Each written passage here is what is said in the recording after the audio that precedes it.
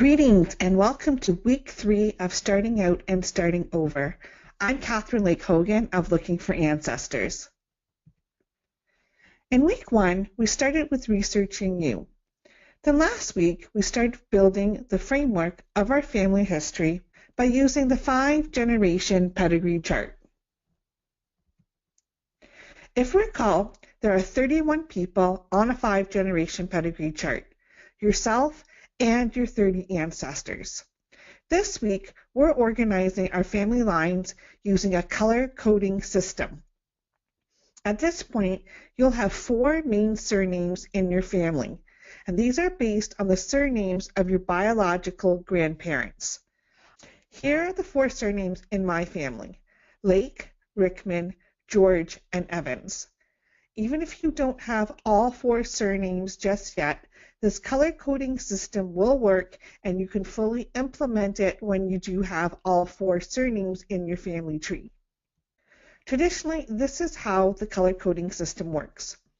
Starting with your father's line, your paternal line, you're going to color code his father's line blue.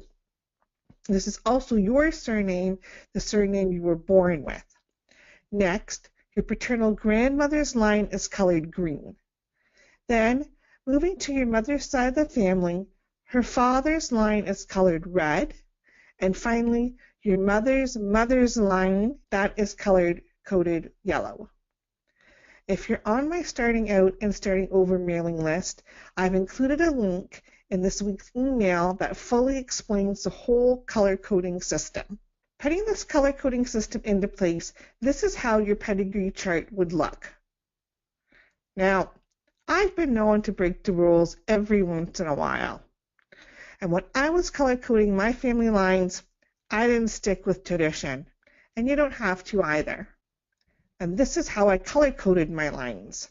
You'll see I went a bit further and added in different shades for the new surnames that were introduced into my family through marriage. I've also added those surnames to the 5th nation, and I color coded them, because I know those surnames are likely going to be there in that 5th generation. So these are my great-great-grandparents. Okay, even though I don't have their full names, I put this in there anyway. 4 surnames, and you've got your color coding figured out. It's time to choose which side of the family you're going to focus on first. And as we progress through the Starting Out and Starting Over program, you'll be researching all 4 surnames in your family tree. However, we have to start somewhere.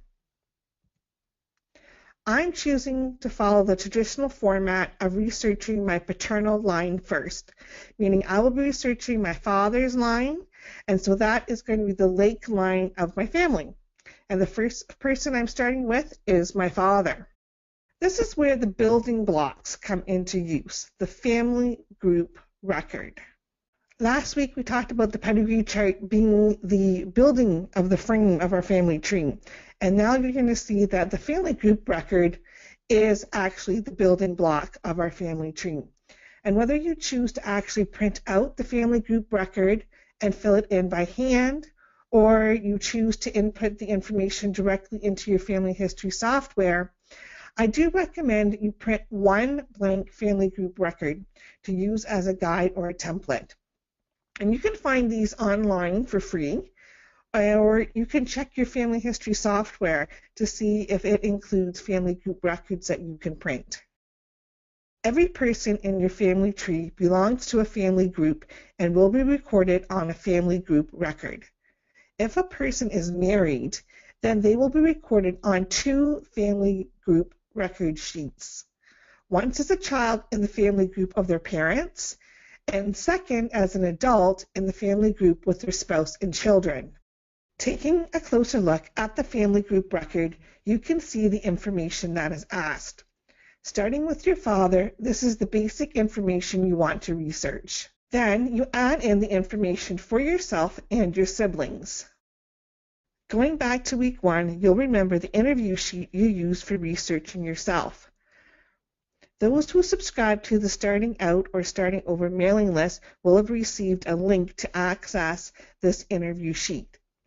Use it along with the family group record to research your father. The interview sheet asks for more detailed information than what is on the family group sheet. Some of the information may be challenging to find, such as employment history, former addresses, and school information, especially if your father is no longer living.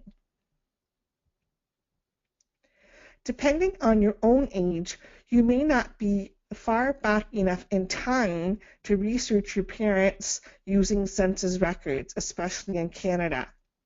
What other records can help you with filling in details about your father? City directories are a great resource. I'm not talking about the telephone books that we all used to receive. What I'm talking about here are the directories a lot of businesses would receive because these provide more information beyond just a name, address, and telephone number. Check the local libraries in the place or places your father grew up. Another great resource for Canadians in particular is the Federal Voter Registration List on Ancestry.ca. The collection is called Canada Voter List 1935 to 1980. If your father registered to vote in any of those federal elections held between 1935 and 1980, you could be in luck. To give you an idea, I found my own father on 3 of the voters' lists. 2 of the addresses I already had, but 1 I didn't. And that 1 address was after he left his childhood home and before he married my mother. The voters' list provide the address and the others at the same address who registered to vote for that particular election, as well as the occupation of those who worked outside the home.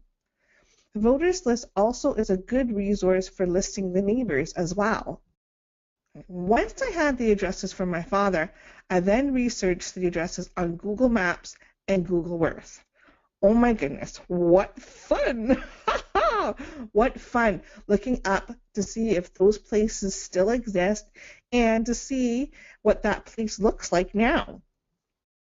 As we wrap up week 3, I want to remind you to cite your sources.